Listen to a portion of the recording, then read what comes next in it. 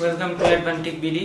আমি হচ্ছে প্রাঞ্জলেন কুনিগমেস এবং আমি হচ্ছে অ্যাডভান্টেক বিডি একটা 5-in-1 প্রফেশনাল ইন্ডাস্ট্রিয়াল অটোমেশনের ব্যাচের স্টুডেন্ট।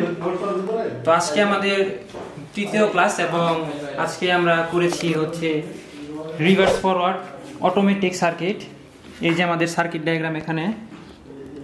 তো এখানে আমাদের সার্কিটটা বানানো আছে।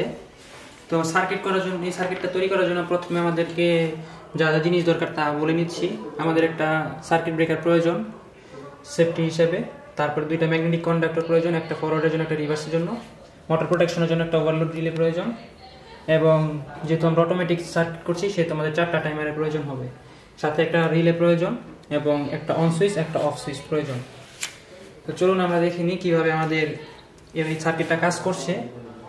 তো যেহেতু আমাদের পাওয়ার দেওয়া আছে, প্রথমে আমরা যদি অন বাটন অন করি তাহলে আমাদের রিলেটা পাওয়ার পেয়েছে এবং হচ্ছে আমাদের টাইমারটা পাওয়ার পেয়েছে, সাথে আমাদের এই ফরওয়ার্ডে মোটরটা ঘুরতে শুরু করছে। এখন যখন সময় শেষ হয়েছে, টাইমার কাউন্ট শেষ করেছে, তখন এটা আমাদের ম্যাগনেটিক কন্ডাক্টরটা অফ হয়ে গেছে এবং আমাদের এই টাইমারটা পাওয়ার পেয়েছে। এই টাইমারের কাউন্ট শেষ হওয়ার সাথে সাথে এই টাইমারটাও পাওয়ার পেয়েছে এবং মোটরটা রিভার্সে চলা শুরু করছে। এই টাইমার কাউন্ট শেষ করেছে। এখন এই টাইমারটা চলছে, এটা হচ্ছে এখন আমরা রেস্ট টাইম দিচ্ছি একটা মোটরের জন্য, মোটরটা থামার জন্য প্রপারলি।